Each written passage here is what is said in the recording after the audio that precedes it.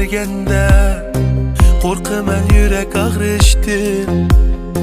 Söyüp durup aldısan gerçe, yığlap durup söydüm deyiştin.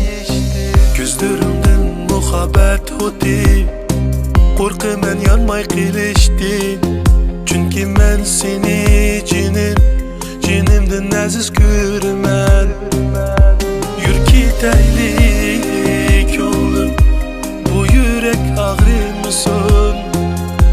Yür gitaylik oğlum, bu kalbinin mırmısın. Yür gitaylik oğlum, bu yürek ağrımasın.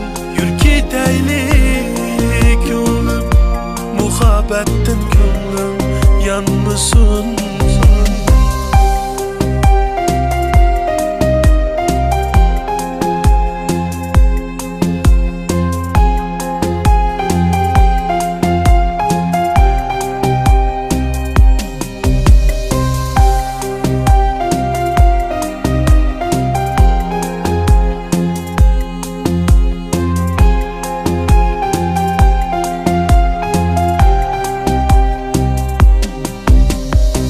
Men mu hoşal bulalmamdı men, bunca yığlap yürgice.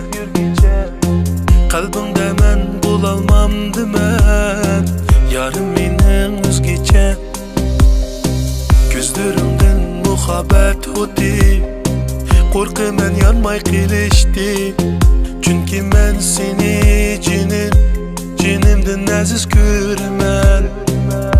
Yür gitaylik oğlum, bu yürek ağrımasın. Yür gitaylik oğlum, bu kalbinin mırmısın. Yür gitaylik oğlum, bu yürek ağrımasın. Yür gitaylik oğlum, muhabbetin gönlüm yanmasın.